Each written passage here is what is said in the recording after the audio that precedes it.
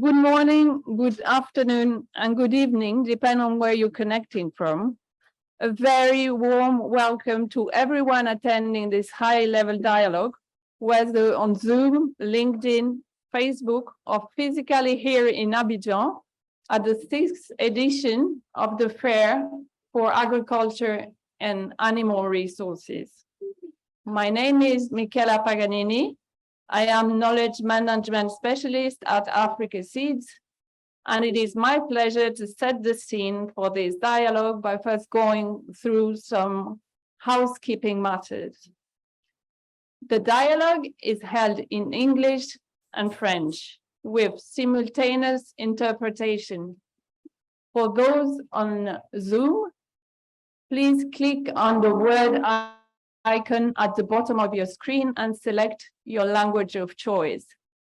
Here in the conference room, people have a headset so that they can listen to the dialogue in their own language.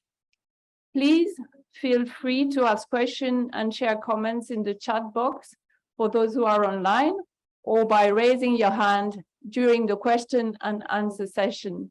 We will do our best to respond to them either during the event or by email later on. To kick off, we will start by listening to the welcome address delivered by our Executive Director, Dr. Kwame Miezan. Dr. Miezan holds a PhD in plant breeding and genetics from Kansas State University. He began his career in the Institute of Research and Development here in Côte d'Ivoire, there at Africa Rice as a senior rice breeder. Thereafter, he served in several management positions at regional and international levels, working for institutions such as the Food and Agriculture Organization. Dr. Miezan, you have the floor.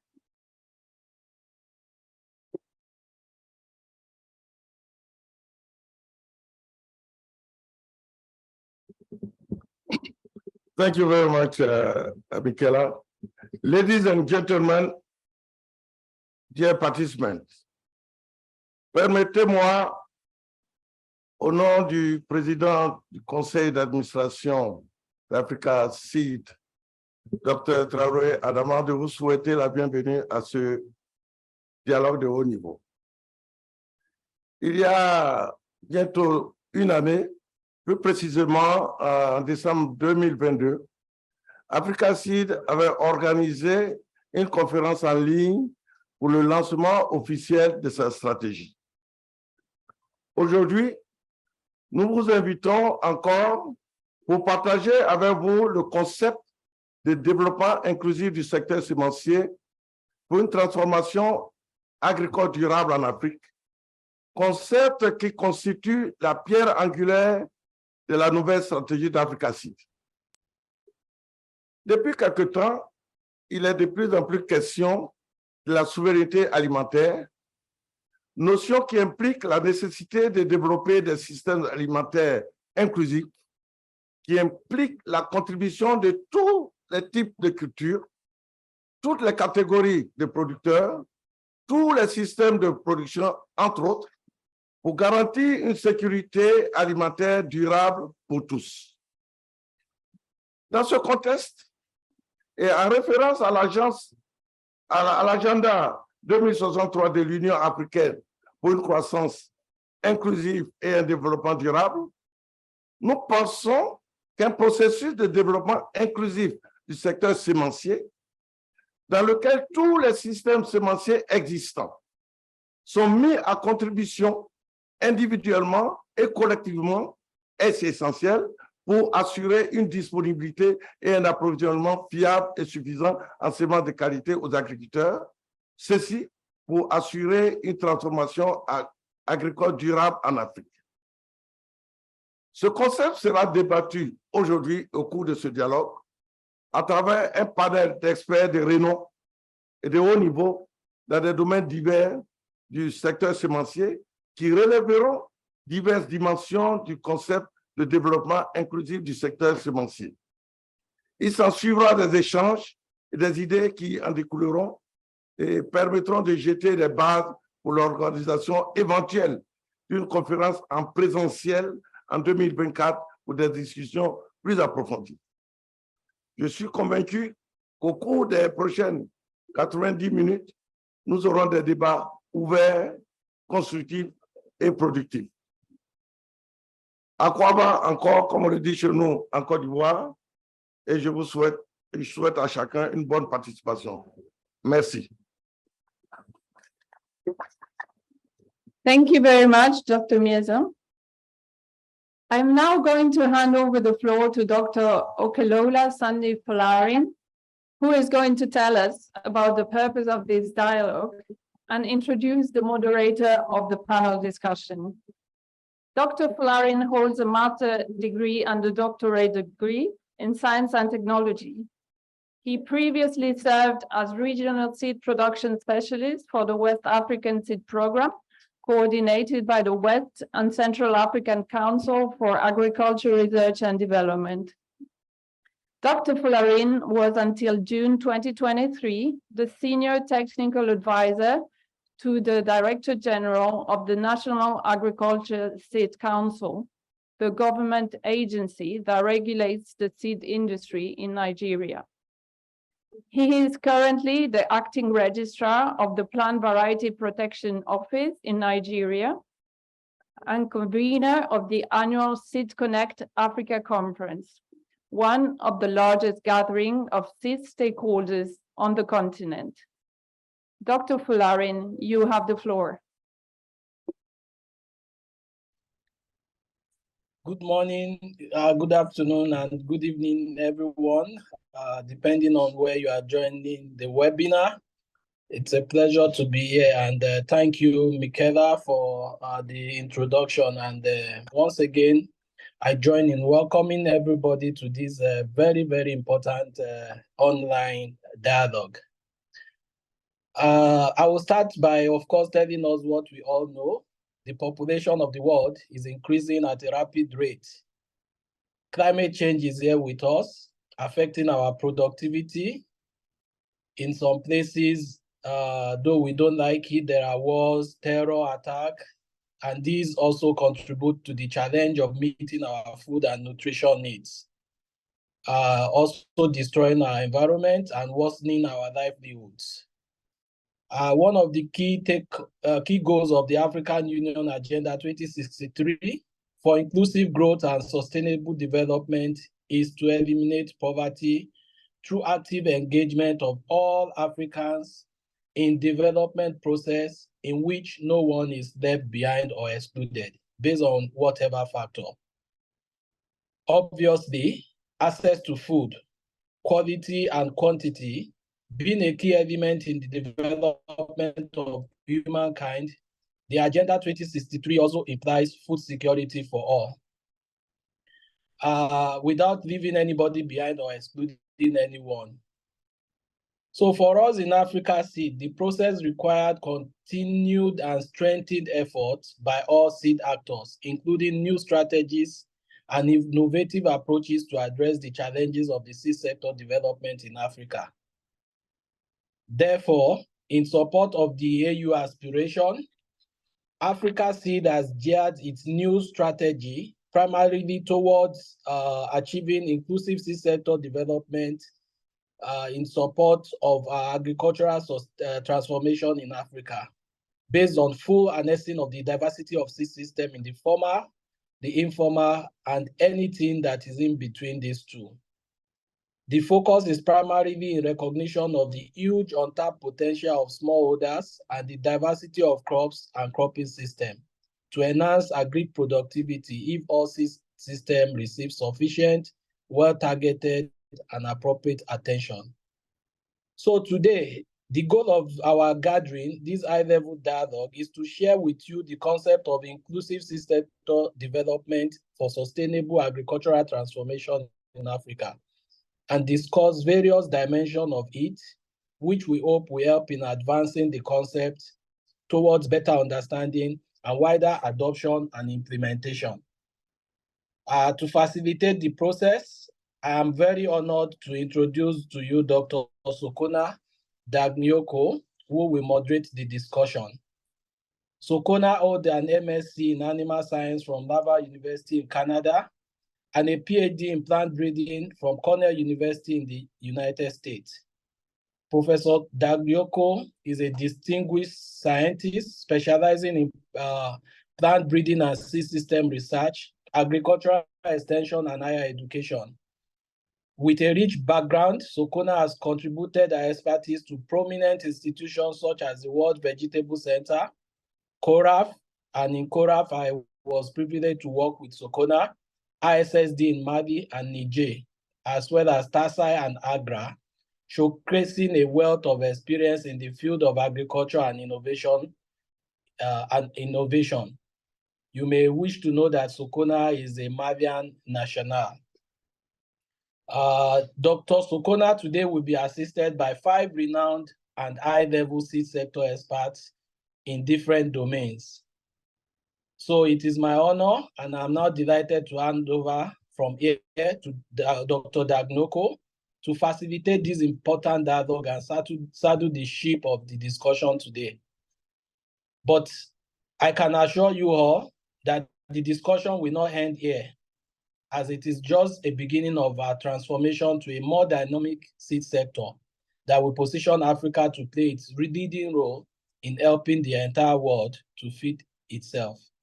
I thank you very much, and I welcome you to this discussion, Inclusive Seed Sector Development for Agri Transformation in Africa.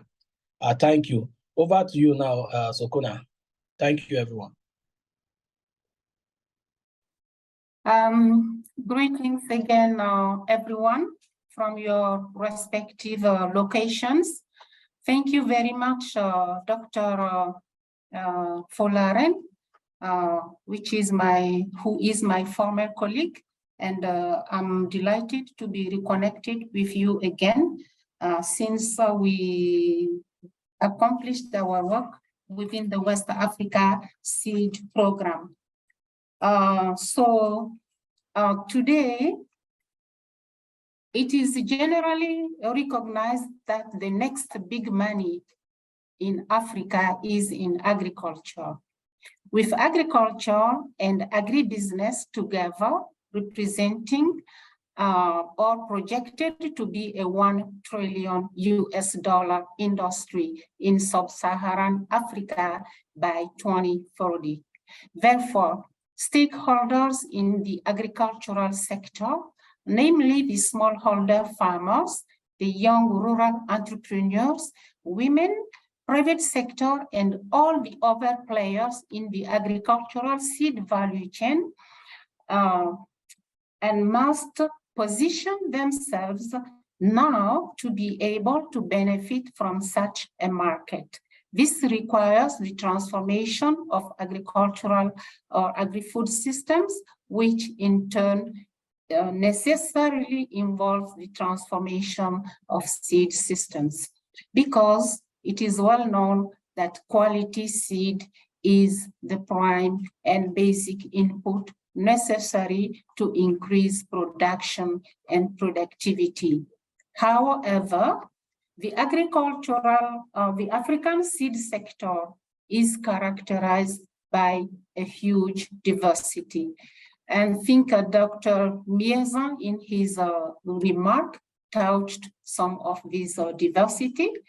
And the diversity, great diversity, is prevailing in the seed system in this continent. We have the coexistence of formal and informal seed systems, which is happening in a context of crop diversity, agroclimatic diversity, diversity in the production systems, and predominance of smallholder farmers or smallholder actors along agricultural value chain. So with such specific features of the African seed sector landscapes, it becomes necessary to ask ourselves a few questions. How do we take advantage of this diversity? to sustainably transform agriculture to ensure food and nutrition security, job creation for young people, women income generation, and wealth creation on the continent, while leaving none of the existing seed systems behind, none of the key players in the seed value chain, no single crop, no agroclimatic zone, or no single production system. I think you have all guessed what I mean. It is inclusive seed sector development. So today, our dialogue, the high-level dialogue organized by Africa Seeds is intended to discuss seed sector development. We are going to discuss this as well with all the dimensions around this concept and what is the major difference, for example, between this concept and integrated seed sector development. So to discuss inclusive seed sector development for sustainable transformation of agriculture in Africa, like Dr. Folarin said, we have Africa Seed has brought together a team of renowned experts who I will engage shortly in panel discussions. As I call on them, I will be introducing them to you by one. Our dialogue will have 3 parts. Part 1 basically is the panel discussion. Part 2 will be question and answer from the audience, people who are attending virtually.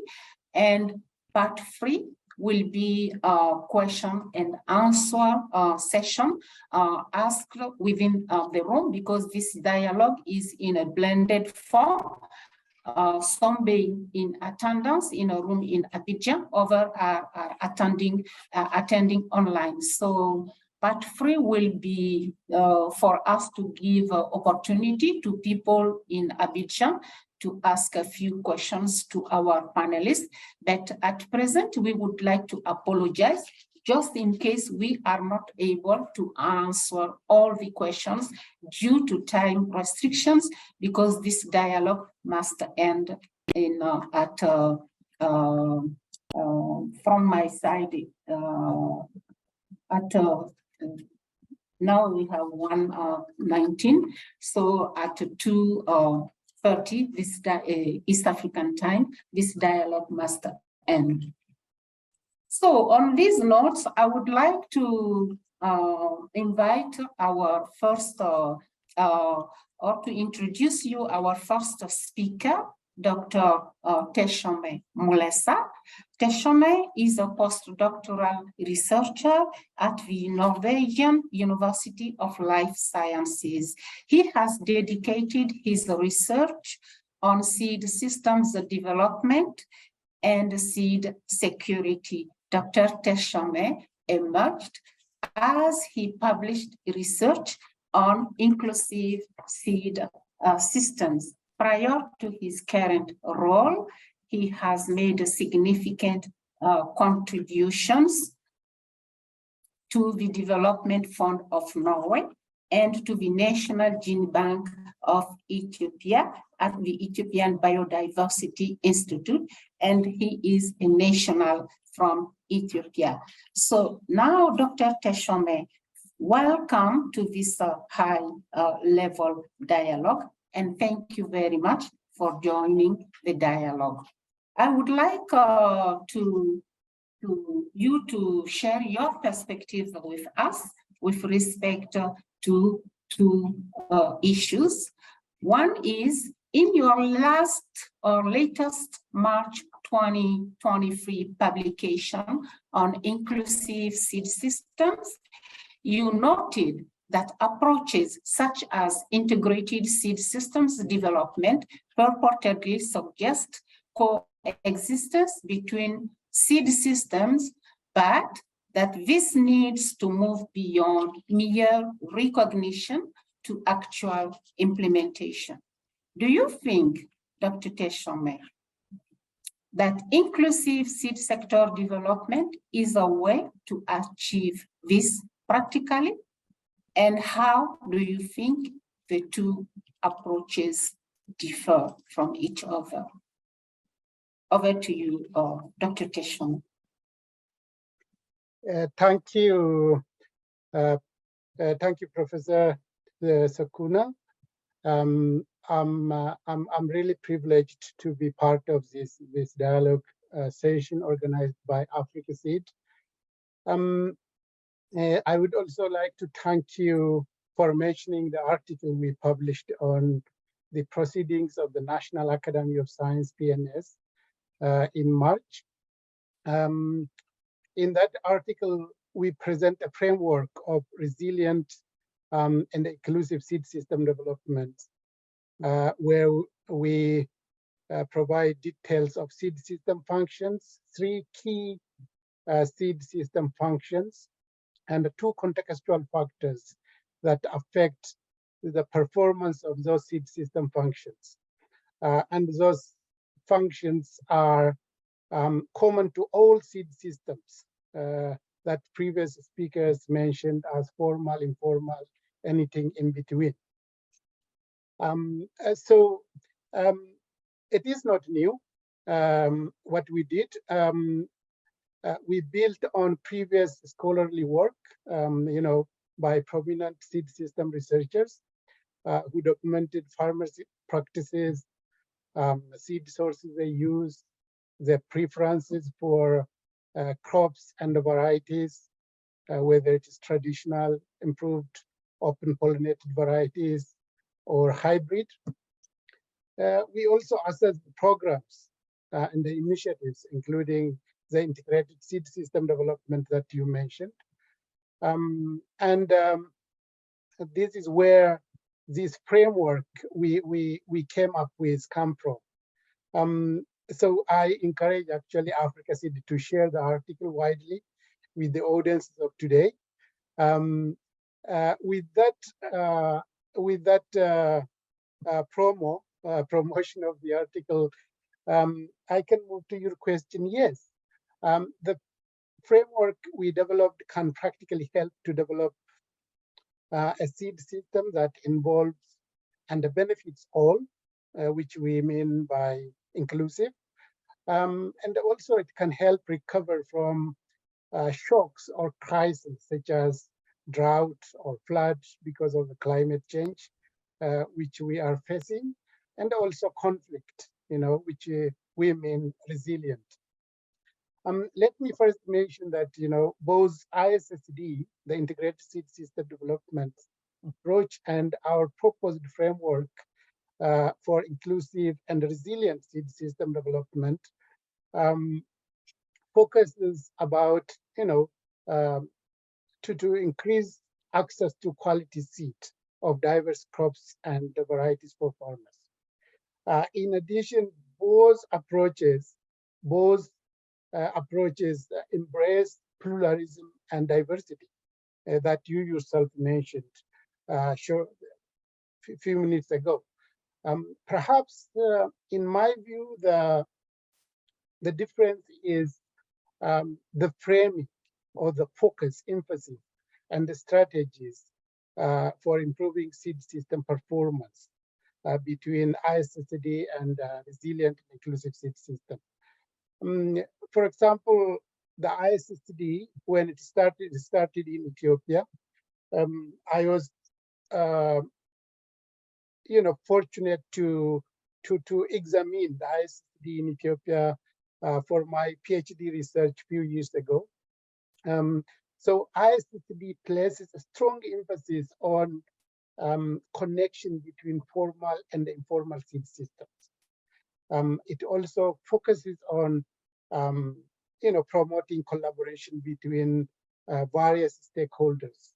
For example, seed producer, farmer cooperatives, breeders, in the early generation producers.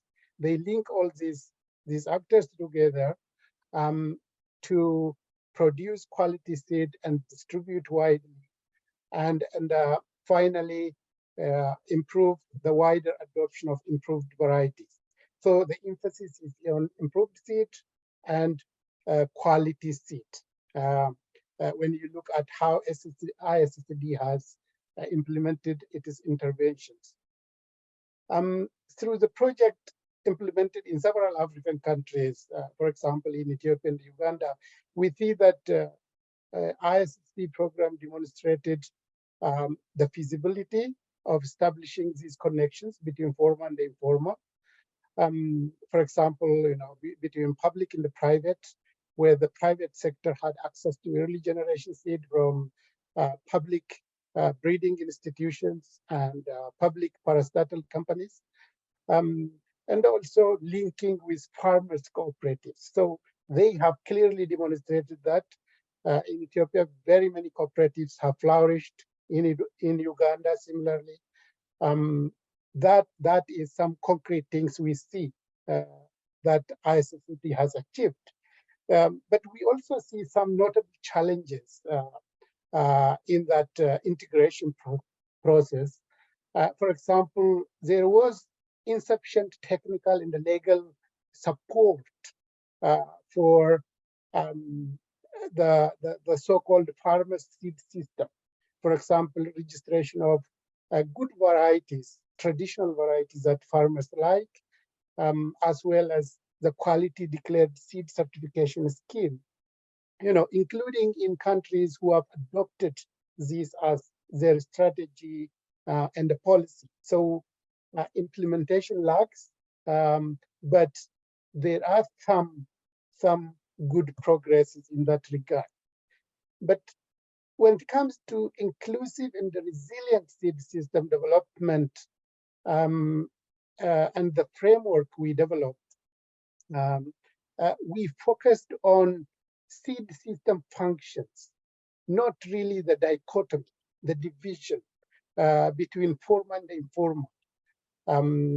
So we focused on 3 core functions that we think are common to formal, informal, and intermediate, or anything in between these.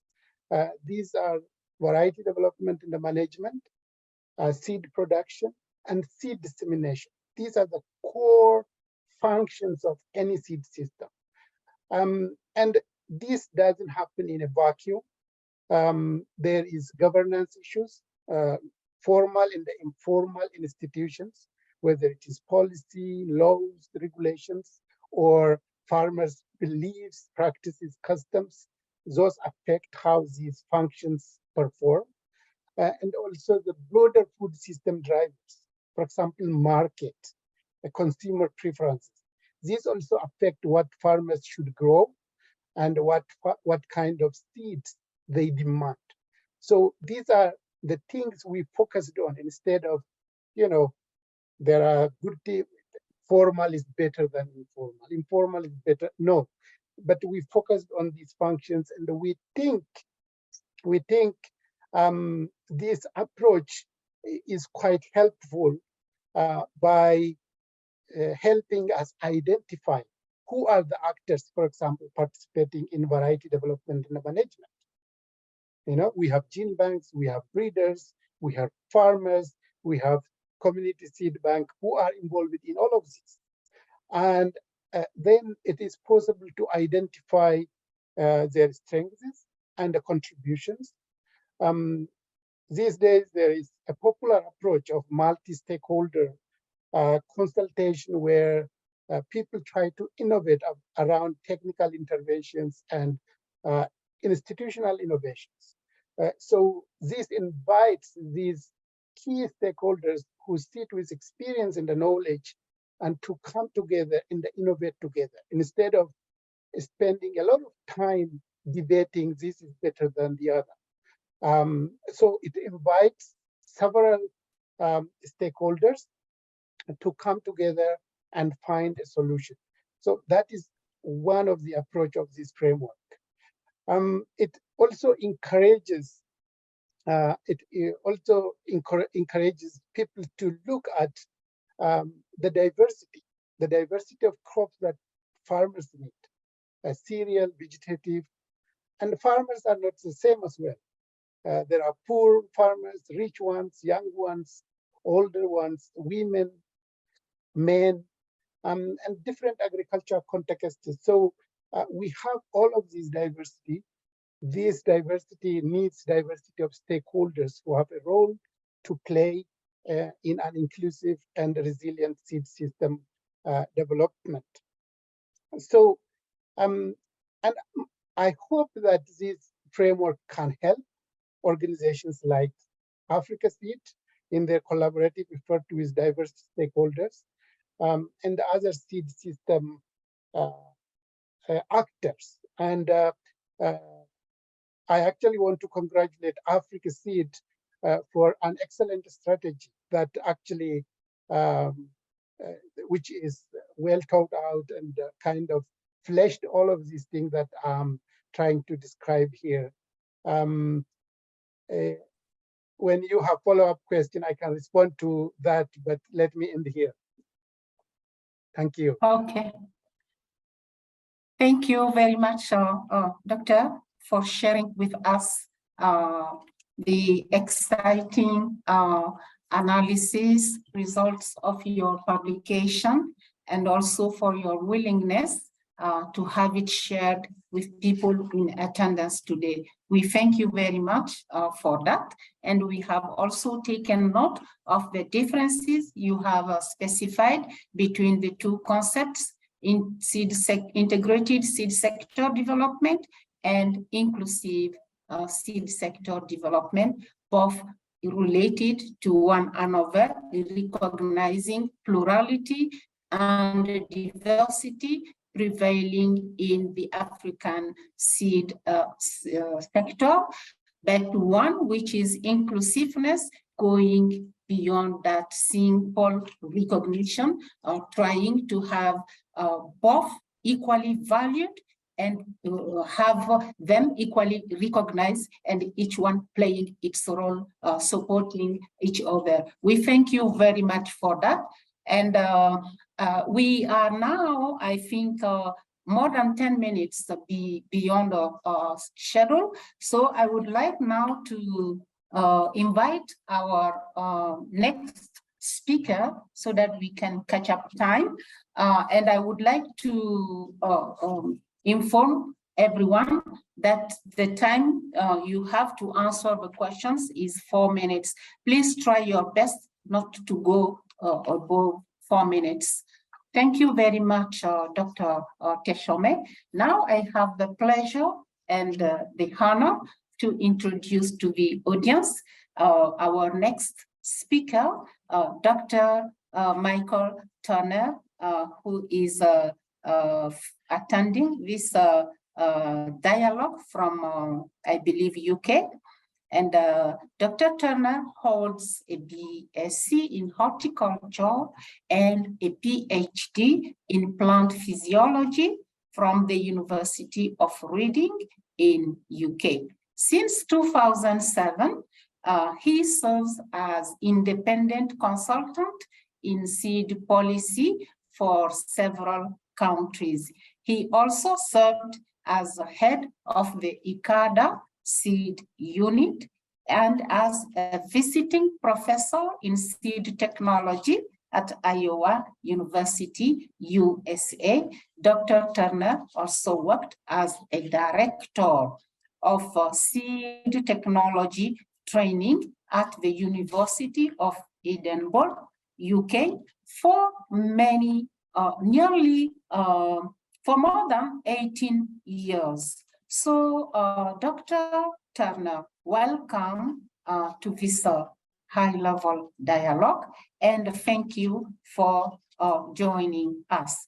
Dr. Turner, I would like to have you share your views with us, given your long experience in training in seed technologists, many of whom occupy senior positions in Africa, and you being an expert from outside the continent, how do you think the concept of inclusive seed sector development could impact agricultural transformation. And also, I would like you to share your perspectives with us about how do you think inclusive seed sector development deserves a prominent place in national seed policies in Africa, and why? Over to you, Dr. Thème. Thank you very much for that introduction, and good day to everyone wherever you may be. I'm sitting in Edinburgh at the moment in Scotland. It's a pleasure to share some thoughts from my past experience and as an observer of the development of seed activities all over Africa. When national seed projects started back in the 1970s and 80s, they were entirely directed towards establishing a formal seed system, and our students at that time all came from that background. This was an essential foundation for establishing organized seed activities that could deliver new varieties and quality seed to farmers. These projects were then closely linked to the Ministries of Agriculture, and they put in place the key elements of a seed system, but of course they did not operate on a commercial basis. From the 1990s, the private sector became more active, and a seed industry emerged in many countries, a commercial seed industry, you might say. It emerged in many countries, but the scope for expanding that model was still quite limited in terms of the crops and the locations.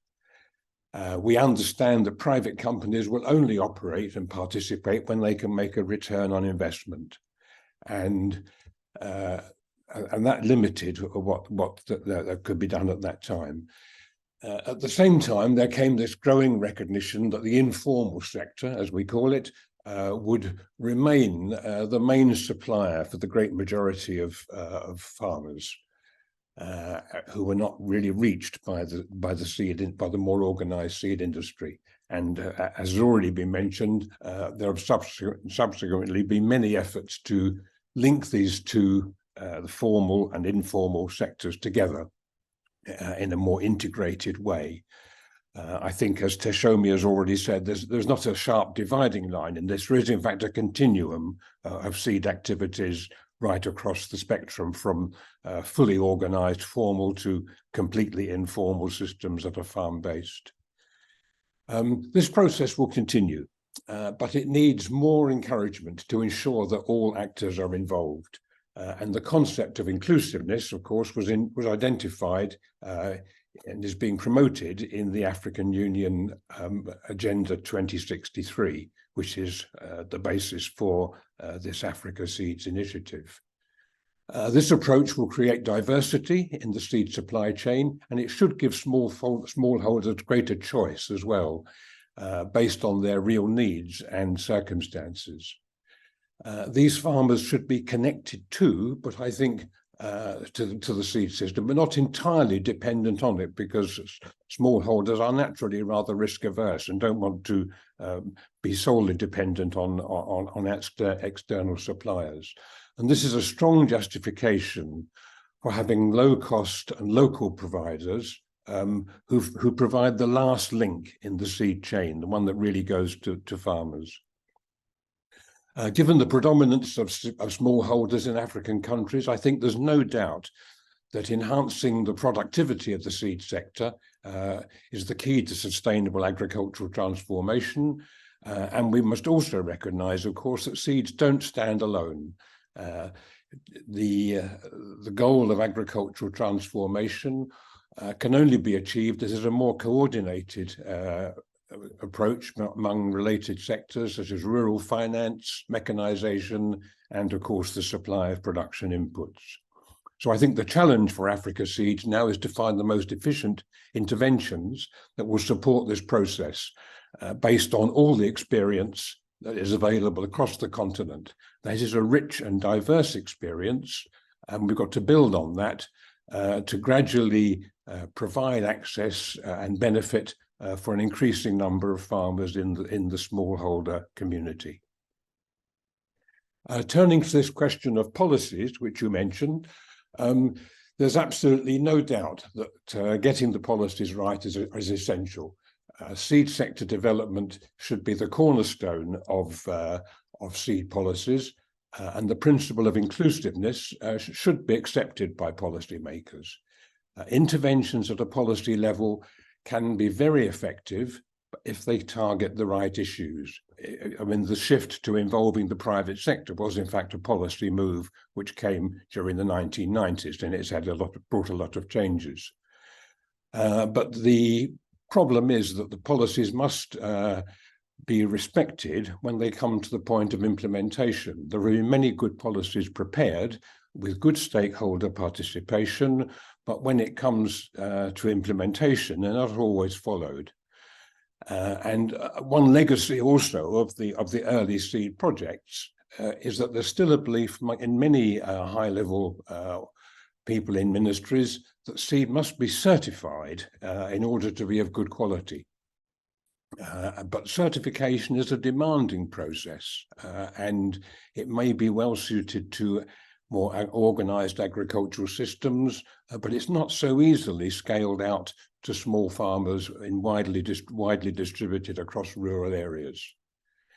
And another problem we see from past projects is that the policies were really largely framed in the context of the major cereal crops, and more specialized crops like forages, vegetables, and other minor crops can play a really important role in rural and household economies, and they were often sidelined in those policies and not given due attention. So policies obviously provide the broad guidelines for development.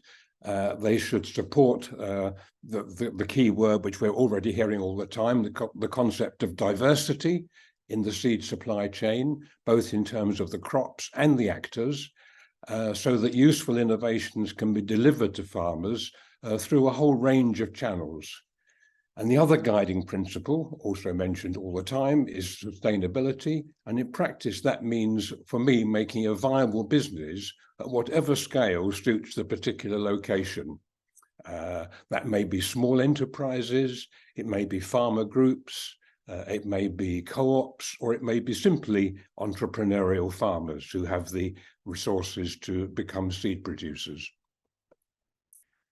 Okay, thank you very much, Dr. Turner. I'm sorry, we are very, yes, we are very much behind schedule. Okay. And I think your intervention has clearly informed us about the need to focus on not only on inclusiveness of seed systems, seed actors, but also inclusiveness of all types of crops.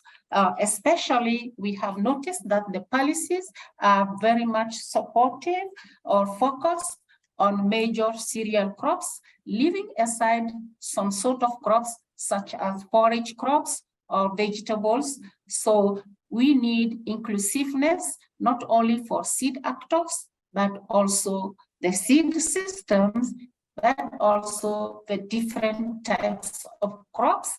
And it is those inclusiveness which will lead us to address the Agenda 2063, support the Agenda 2063 about inclusiveness and sustainable agriculture transformation. Thank you very much. Now I'm going to call our next speaker, Miss Alice Ingabire. Miss Alice Ingabire holds a BSc in Agricultural Economics from the National University of Rwanda and an MBA from the University of Bath, UK. Miss Ingabire is currently the lead of Access to Seed Index, where she focuses her research on the alignment of seed companies with the UN SDGs, which is really good. so that they can create impact on the sustainable development goals. So Ms. Ingabire, I have one question for you. And I invite you, please, given your expertise in access to seed index, how do you think the impact of other actors, such as small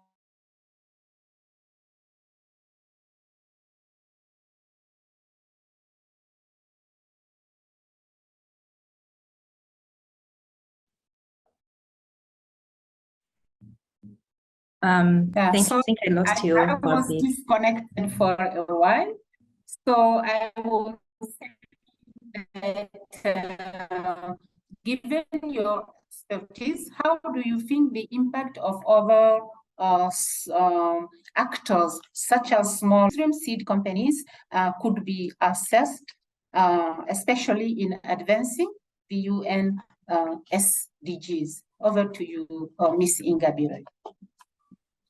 Thank you so much, Professor.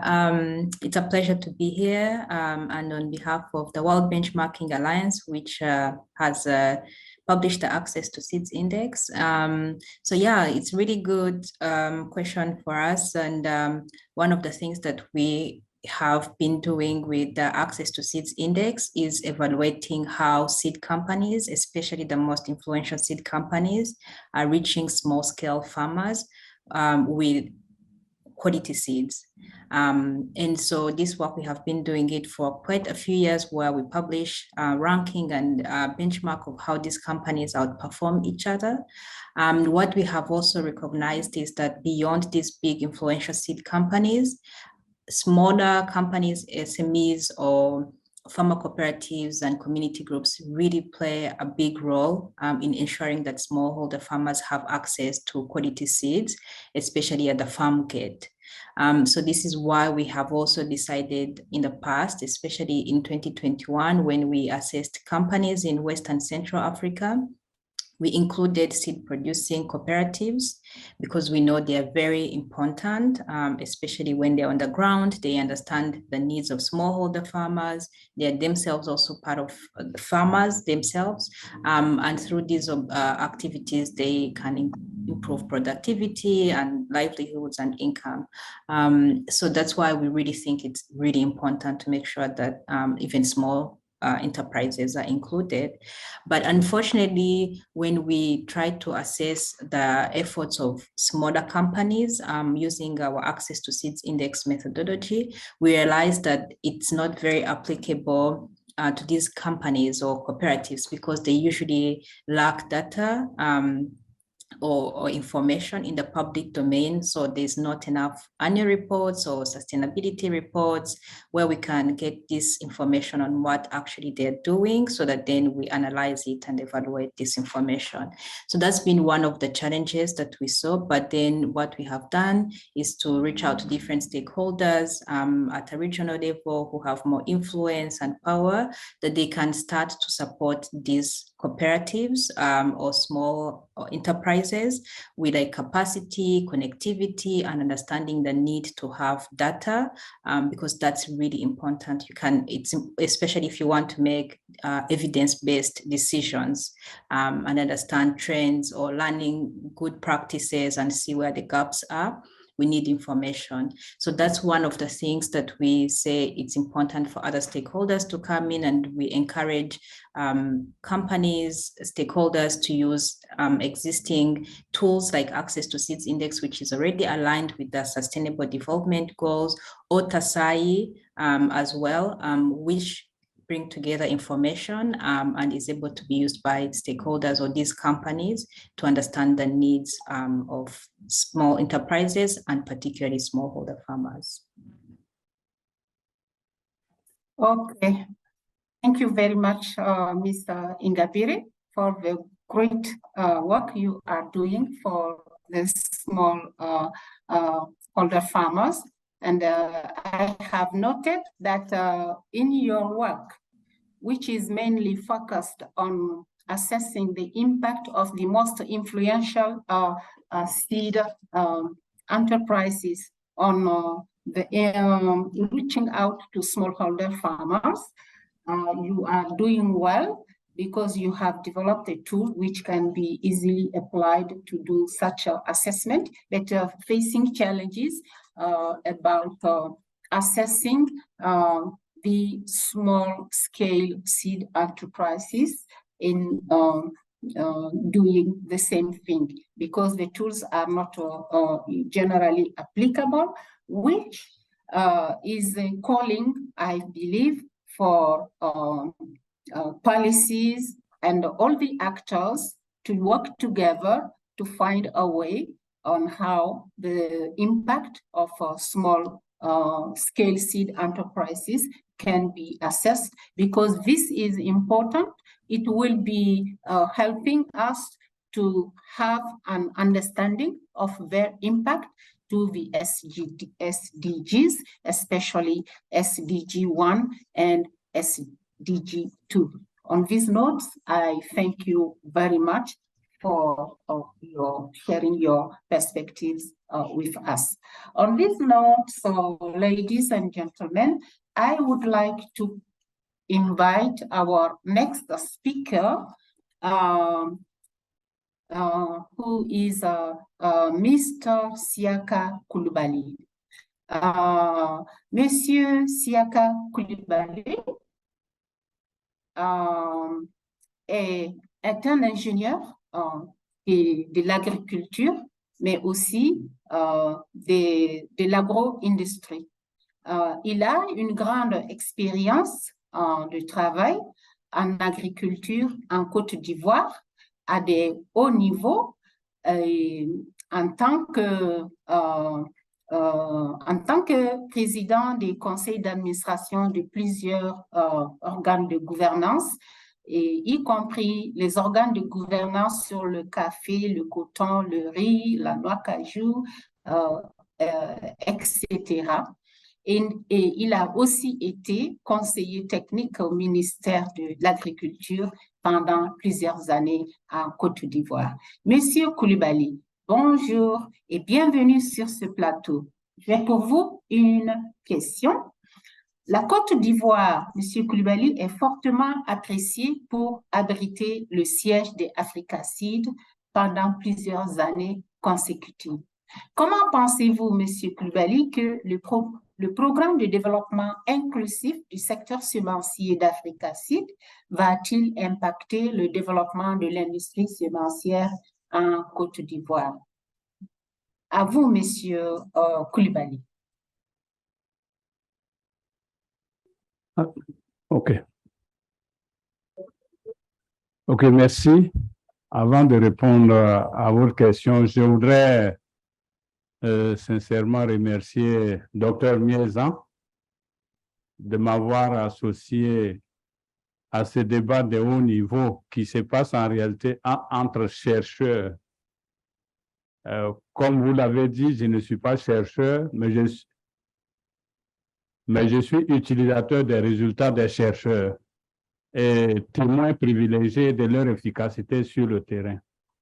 Alors, je voudrais dire que les performances qui ont été réalisées par la Côte d'Ivoire, en réalité, sont appréciées à moitié. Parce que généralement, ce sont les performances qui concernent les cultures d'exportation que le public connaît. Alors, le développement chez nous a posé sur ces deux aspects, les cultures d'exportation et les cultures vivrières. Il y a des performances des deux côtés. Même celles qui sont portées sur les cultures d'exportation, ces performances ont été réalisées parce que le président fondateur à l'époque de notre pays, le président Félix Houphouët-Boigny, avait donné une approche d'intégration verticale de toutes les filières. Il y avait pour chaque spéculation, celle qu'on connaît le plus, le café, le cacao, les VA, et ainsi de suite, il y avait un centre de recherche et développement spécialisé. Alors, ces cultures d'exportation, évidemment, ont eu des semences qui étaient héritées de l'extérieur.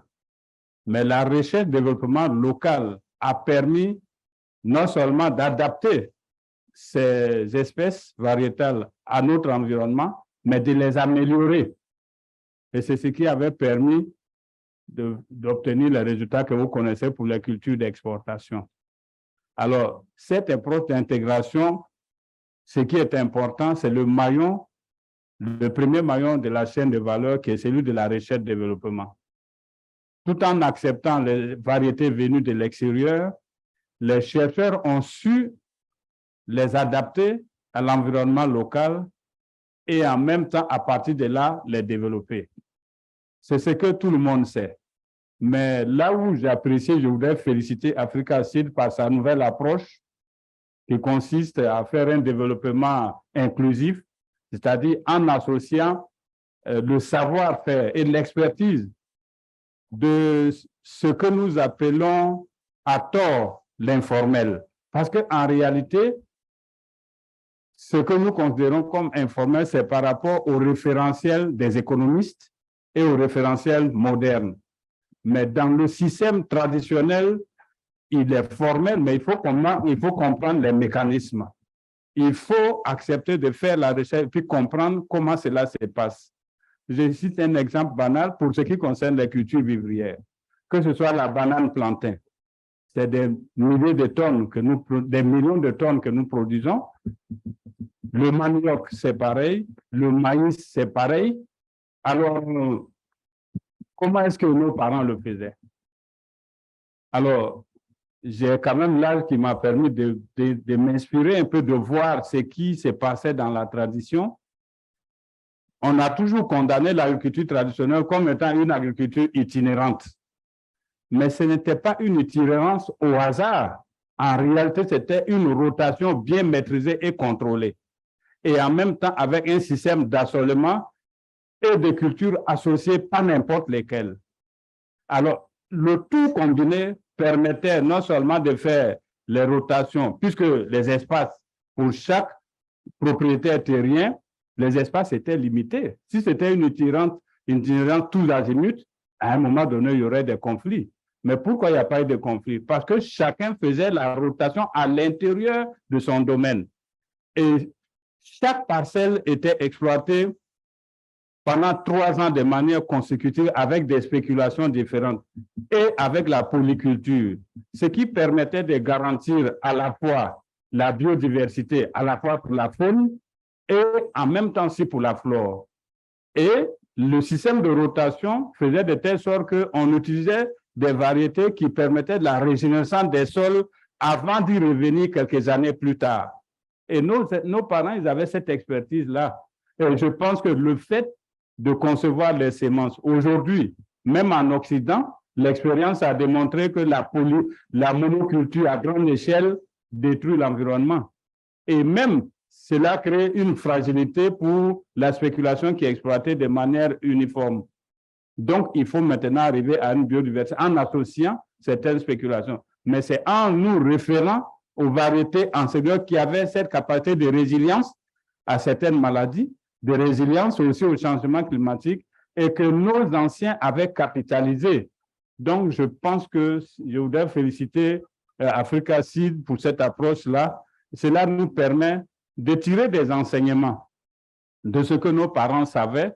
Ce qui reste peut-être à la recherche, c'est que très souvent, nous sommes formatés à démarrer la recherche à partir d'un début qui, en réalité, est la seconde partie de la vraie recherche. La première partie consiste à s'inspirer d'abord de ce que les anciens faisaient et voir dans quelle mesure on peut l'améliorer. Donc, à ce niveau-là, le témoignage que je voudrais faire, c'est cela. Alors, ce qui est en train d'être rattrapé maintenant, comme on le dit, il vaut mieux tard que jamais. C'est ce qui est arrivé à la médecine. Pendant des décennies, on a toujours nié la médecine traditionnelle. Mais aujourd'hui, tout le monde sait qu'il y a une complémentarité entre la médecine moderne et la médecine. C'est exactement la même chose pour ce qui concerne les semences. Nos parents savaient véritablement quelle variété il fallait planter sur quel sol et pendant combien de temps et avec quelle autre variété pour qu'il y ait une solidarité. Parce qu'il y a quand même, n'oublions pas, vous êtes chercheurs, vous le savez mieux que moi, les plantes ont une influence non seulement entre elles-mêmes, mais elles ont une influence aussi sur le sol. Les légumineuses et autres ont un effet, et vous voyez, donc la succession et la rotation que nos parents faisaient peuvent nous envoyer des enseignements qui peuvent enrichir les thèmes de recherche modernes maintenant, et pour que le système semencier que nous avons conçu avec une approche moderne puisse s'inspirer de ce qui a pu être réalisé dans l'ancien temps et puis voir comment adapter avec les moyens modernes pour développer davantage. Voilà ce que je pourrais dire pour cette question. Je vous remercie.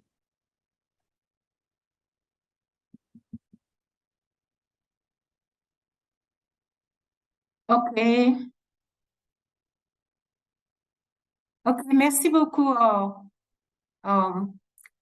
Monsieur Koulibaly, pour avoir partagé avec nous vos perspectives par rapport au concept de développement inclusif du secteur semencier et avoir félicité Africa Seed qui est en train de mettre cette approche en pratique dans sa nouvelle stratégie et d'inviter les acteurs à s'inspirer du domaine de la médecine où les politiques sont actuellement en train d'appuyer les deux types de médecine afin que les deux puissent contribuer à améliorer la santé des populations. Donc, nous espérons que cet appel sera entendu par les politiques pour accorder quand même un certain intérêt, un certain développement aux deux systèmes, développement conjoint des deux systèmes afin que les deux puissent s'appuyer mutuellement pour appuyer le processus de la transformation de l'agriculture et créer la richesse sur le continent tout en luttant contre la faim, l'insécurité alimentaire et nutritionnelle.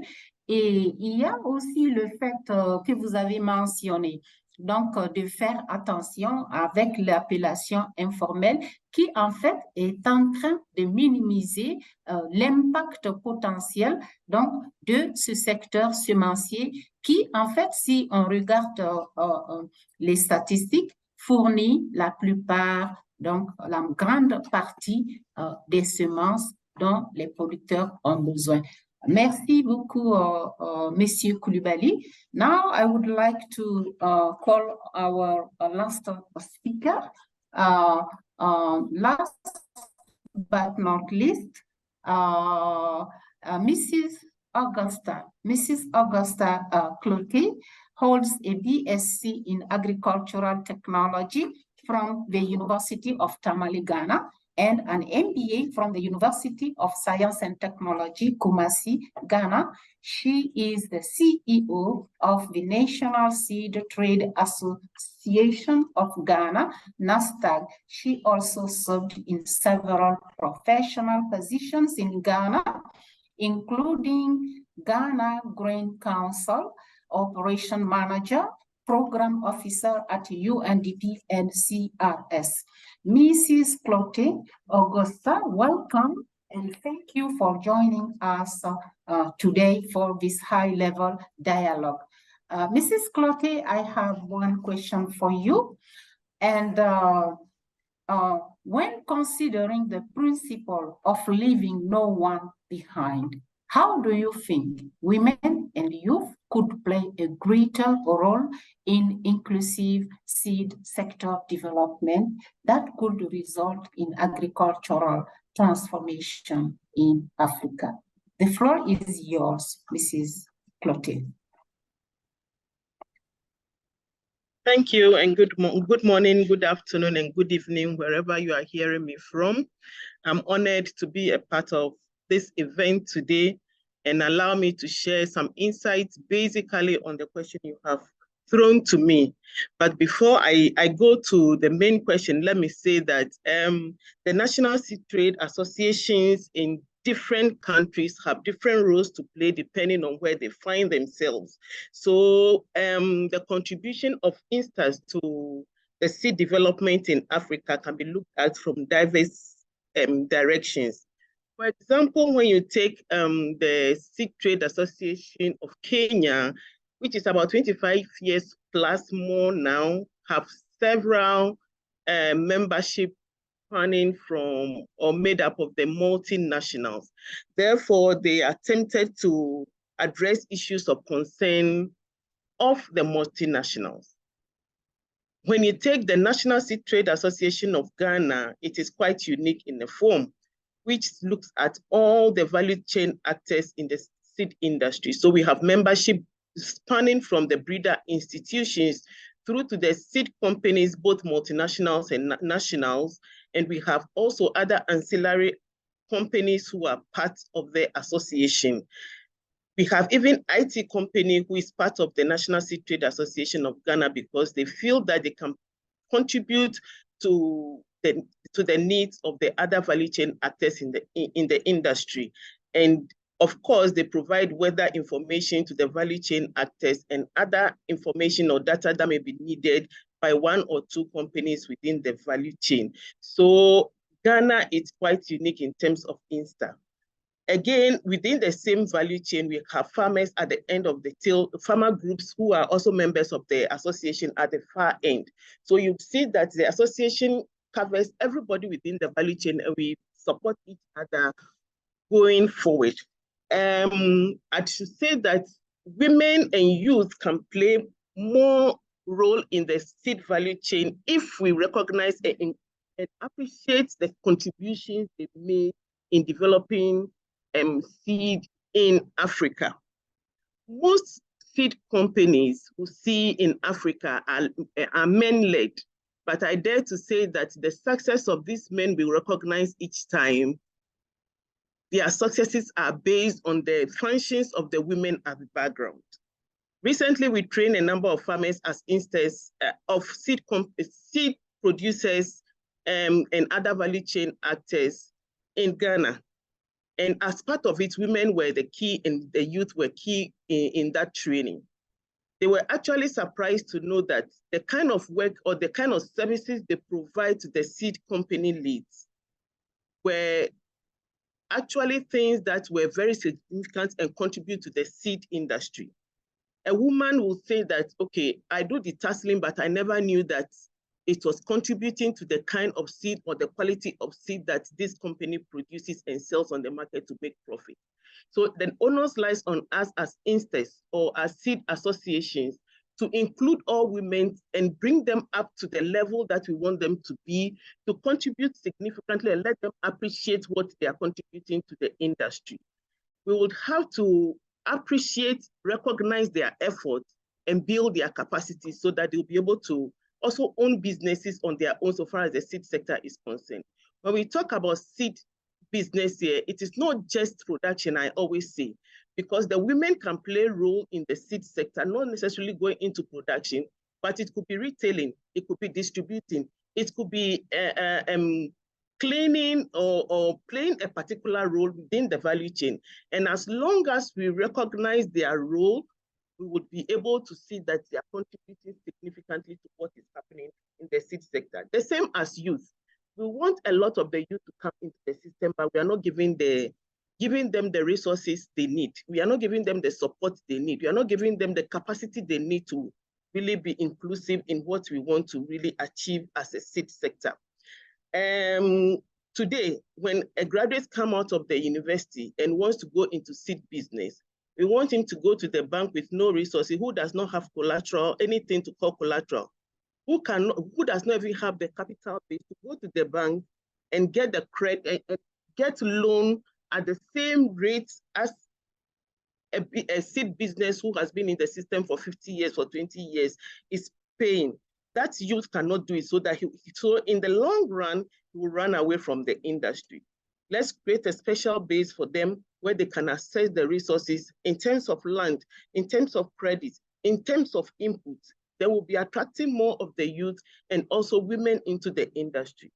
Women, for example, in Ghana may not be able to access the size of land, or they are not even entitled to land in their traditional setting. The onus lies on us to advocate as instances so that some of these policies can influence the decisions that are taken to let women have access to the land so that they can be able to produce and produce more effectively. As instead, we have to extend our activities to the grassroots level because, like somebody said already, the associations are looking at seed companies that are fully established and registered as entities.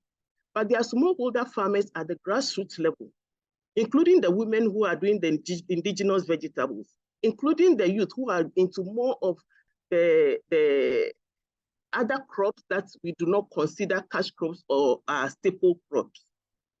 We are supposed to recognize the work they are doing, which you are calling the informal sector.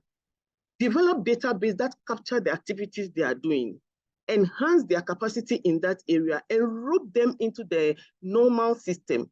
The fact that a farmer does not, or a seed producer does not get early generation seed from a recognized institution, but does not get early generation seed to produce his seed does not mean that it's not contributing to the development of the seed sector in Ghana. We need to develop our data system so that we can be able to capture all this information that are coming from the grassroots level.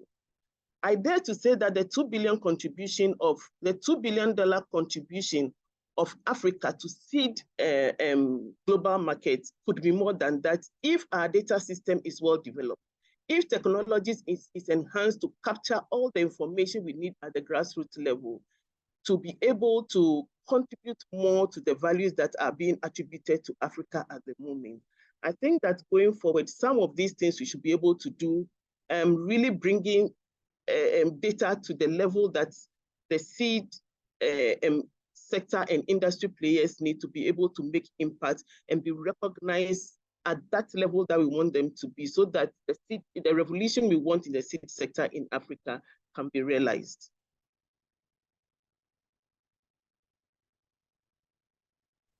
Okay, thank you very much, Mrs. Clote, for sharing with us your perspectives related to how do we include women and youth who are also working on some of the crops which are not being handled by the larger seed industry players. I think also you have shared with us the diversity prevailing in the membership of the national seed associations, using the example of Kenya and the example of Ghana, and the challenges which this kind of diversity is also giving.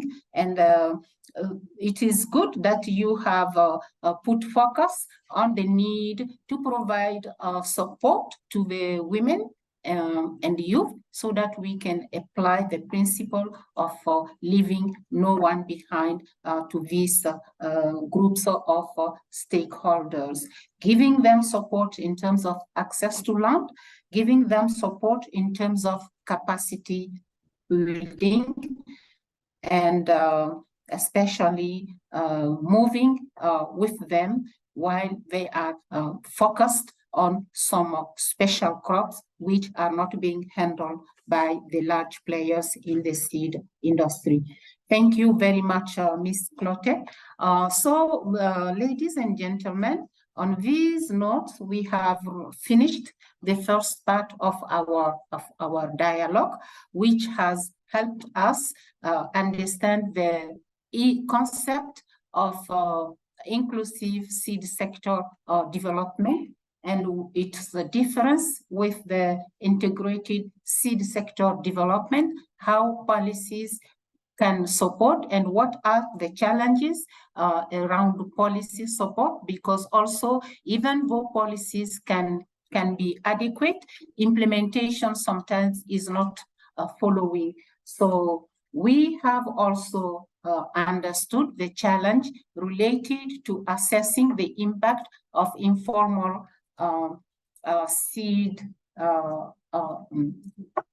value chain key players, because the tools generally available can hardly be applied to these stakeholders. But still, they play an important role, and as such, must not be left aside and must be given full support in terms of recognition, in terms of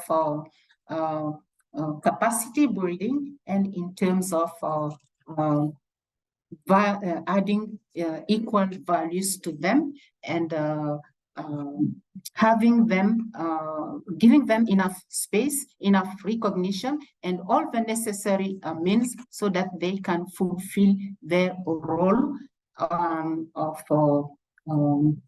providing quality seeds in timely manner to the seed smallholder farmers.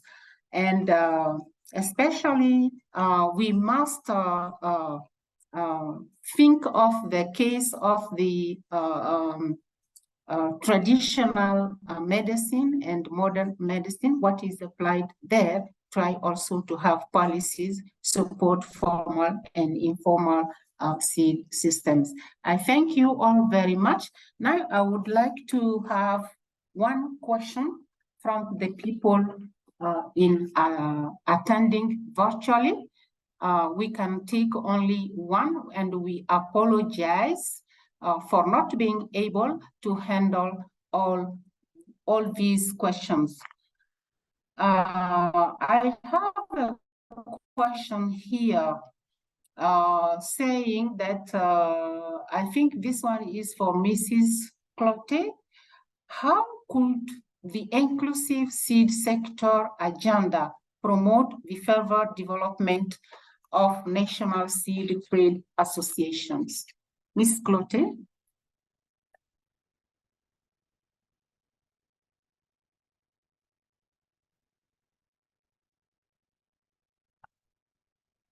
There was a break in the communication. Could you please come up? Okay. The question is saying, how could the inclusive seed sector development agenda further promote the development of national seed trade associations? Thank you. I think it would be the other way around. What would be the contribution of the national seed trade associations to what the inclusive agriculture seeks to achieve? And then we structure ourselves along that line. So like I said from the beginning, we don't just look at members of our association, but possibly extend our activities and our support through the membership we have to ensure that those that are not involved even in our association's activities are captured in one way or the other. Otherwise, as I established earlier on, depending on the formation of the association, we tend to tailor our objectives and activities towards addressing the concerns of members of the association. But with this coming up, it tells us that let's extend our activities to even other stakeholders who are not within our purview, to reach out to them to ensure that they are brought up on board. So that when you are doing recording, when we are reporting, when we are creating databases, we are including all of them in it, and we can share it at the international, at the global level, to see that we are contributing more than we are recording so far as the seed sector is concerned, so far as data is concerned, so far as contribution to the seed sector is concerned globally.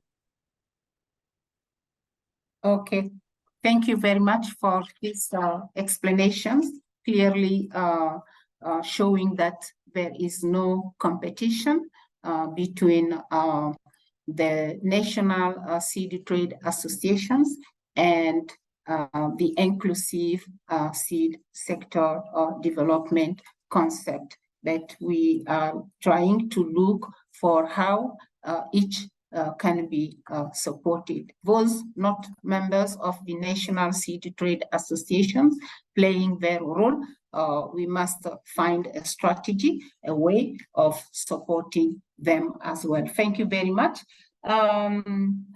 Yeah, we must close in 9 minutes. I think I would like at this point to give the opportunity to people in attendance physically in Abidjan to ask a few questions.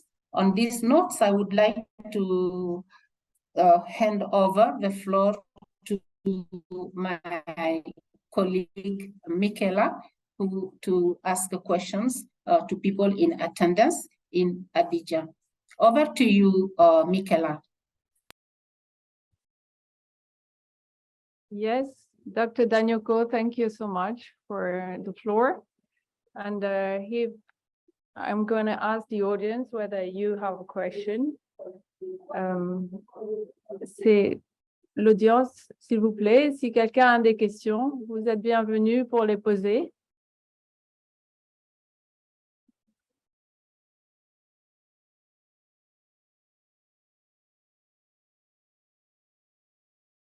Oui, oui, oui, c'est bien. Une contribution, oui, je vous en prie, oui, oui, oui.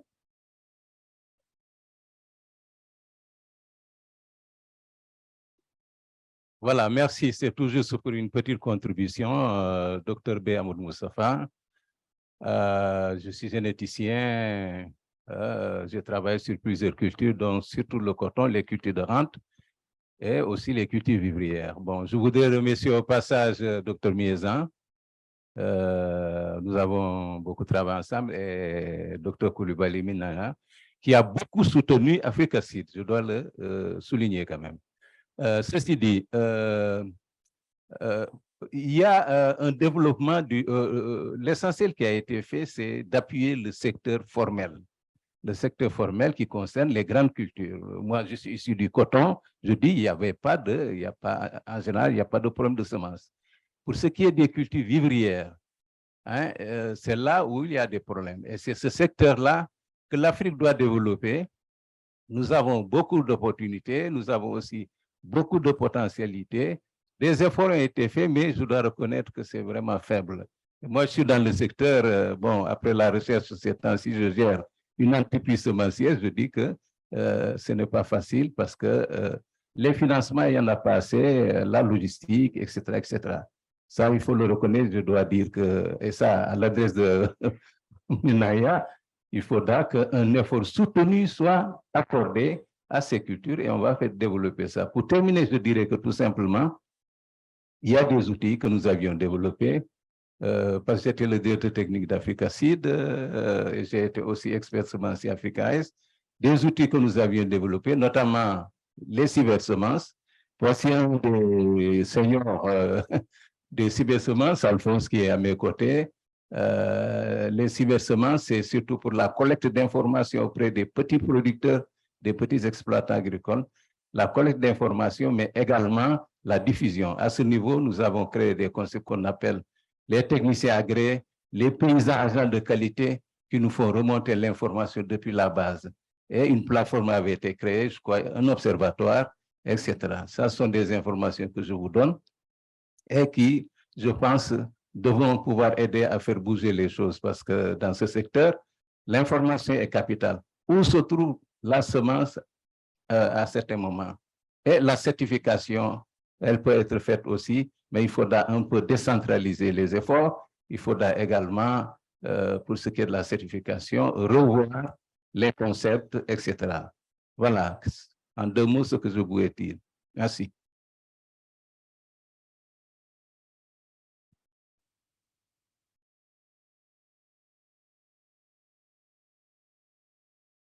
D'accord, merci beaucoup pour cette importante contribution. Nous allons peut-être en discuter après l'événement parce que malheureusement, nous n'avons plus de temps pour vous faire un retour et nous devons passer à la prochaine intervention et c'est le moment de la clôture. Docteur Miezan, s'il vous plaît, vous pouvez faire votre discours.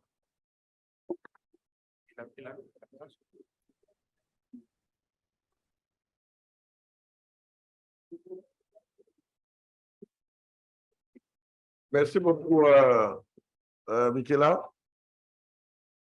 Je crois que dans mon mot de bienvenue, Je le fais en français. Je fais la conclusion pour ne pas comme taxe de parti pris. Je vais faire ça en anglais. Comme là, c'est une traduction simultanée, donc je vais. Ladies and gentlemen, dear participants in today's dialogue, I would first like to thank and congratulate you all for your active participation in the discussion we have just had. The diversity of participants' profiles, as well as the relevance and quality of the interventions, have made the dialogue very productive. I can even say that the harvest has been good indeed. This encourages us to pursue our efforts to reflect on the concept of inclusive sector development for sustainable agricultural transformation in Africa through the most effective partnership mode possible in accordance with Africa Seed's modus operandi. Now, where do we go from here? In my welcome address, I indicated that the ideas that will emerge from this dialogue would have paved the way for an in-depth face-to-face conference to be organized in 2024.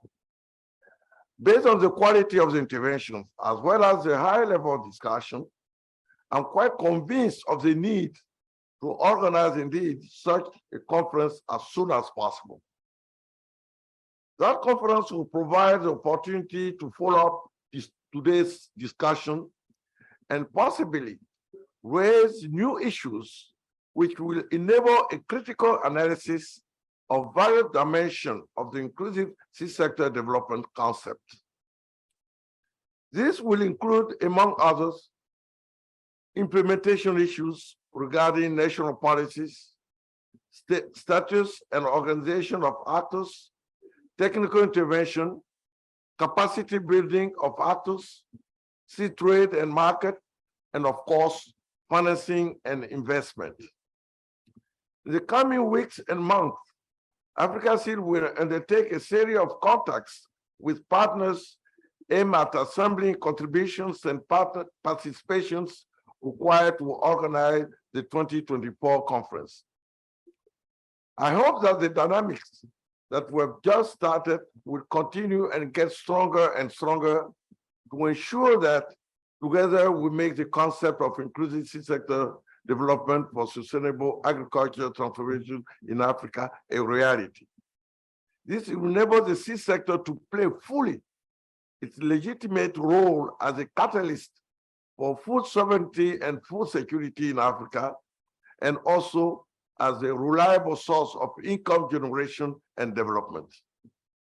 I would like to thank and congratulate the panelists for the expertise and the quality of the intervention, which made it possible to maintain the debate at a high level. I'd like to thank particularly and congratulate the moderator, Dr. Danyogo, for having managed the debate masterfully to make them productive and to allow us to move forward.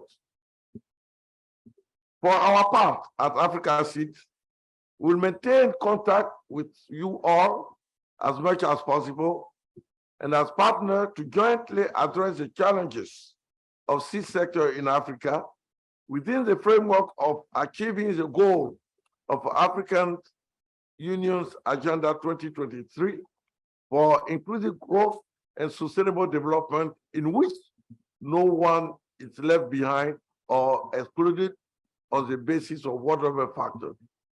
Thank you very much, and may God bless you all. Thank you.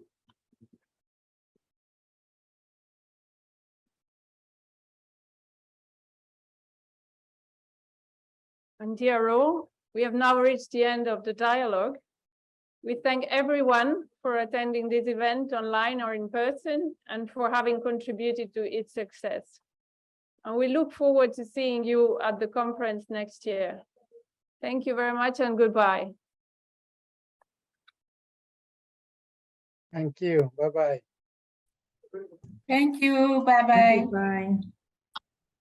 Thank you. Bye-bye. Je voudrais vraiment remercier